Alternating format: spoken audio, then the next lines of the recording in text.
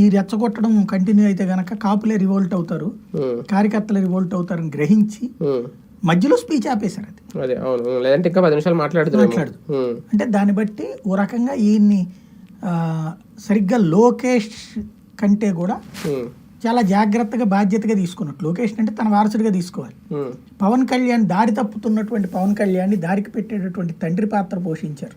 పవన్ కళ్యాణ్ గారు కూడా చాలా బాధ్యతగా బాబు గారిని అంటే బాధ్యతగా చూసుకుంటున్నారేమో అనిపించింది నాకు. లోకేష్ కన్నా ఎక్కువ బాధ్యత తీసుకున్నారేమో అనిపించింది. ఏం లేదు, పవన్ కళ్యాణ్ తీసుకున్నటువంటి బాధ్యత ఏంటయ్యా అంటే తన సినిమా డైలాగులు. అంతేనా? ఏంటది? అదేంటది, క్లెమోర్ మైన్ పేలతే 16 అడుగులు పైకి లెగిసి పడితే కిందకి పడగానే వెంటనే లెగిసి దుమ్ము దులుపుకుని పదండి రాజకీయం చేద్దాం అన్నారట. ఎవరితో చెప్పారు ఈయనకి? అంటే అది సినిమాటిక్గా చాలా బాగుంటుంది.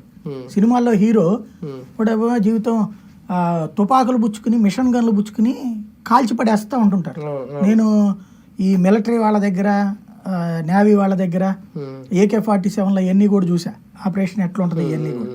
మామూలుగా తుపాకీ గుండు తగిలితేనే ఎగిరి అవతల పడతాం మనం. అంటే ముందు వాళ్ళు దాన్ని షూట్ చేయడం కూడా చాలా బలం ఉంటేనే చేయగలరు. ఏదో మన సినిమాల్లో ఇలా కాల్చేద్దాం అంటే ఉండదు. ఈ సినిమాల్లో ఎట్లా ఉంటది అసలు? మామూలుగా అయితే కనుక తుపాకీ గుండు ఇట్లాగా తగలగానే ఎగిరి అవతల పడతాం. అంటే గుండుకు అంత ఫోర్స్ ఉంటుంది. అట్లాంటిది సినిమాల్లో అయితే గనక హీరోకి 25 గుళ్ళు తగులుతాయి, అయినా హీరోయిన్ కేకేయగానే ధన్మని లేచి కూర్చుంటాడు. అది సినిమాటిక్ గా బాగుంటది. చంద్రబాబు గారు అట్లా జరగల. ఆయన బెత్తరపోయాడు పాపం ఆ రోజున. లేచాడు, ఆ తర్వాత డాక్టర్లు పట్టుకుపోయారు, హాస్పిటల్ పట్టుకుపోయారు. అదంతా దాన్ని ఏదో సినిమాటిక్ గా ఇవాళ చూపెడదామంటే ఏంది అది అందులో? కానీ అంటే ఒకటి 52 రోజులు ఆయన్ని జైల్లో ఉంచినప్పుడు నాకు చాలా బాధ అనిపించింది. ఆయన సతీమణిని ఇష్టం వచ్చినట్టు మాట్లాడడం చాలా బాధ అనిపించింది.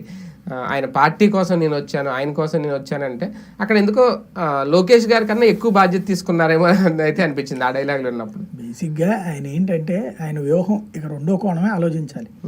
అట్లా తెలుగుదేశం వాళ్ళ కోసం అంత దాస్యం చేస్తే అప్పుడు తెలుగుదేశం పార్టీ వాళ్ళ భవిష్యత్తులో చంద్రబాబు తర్వాత ఈయన నాయకుడని ఫీల్ అవుతారని ఆయన ఫీల్ అవుతున్నట్టు అనిపిస్తుంది.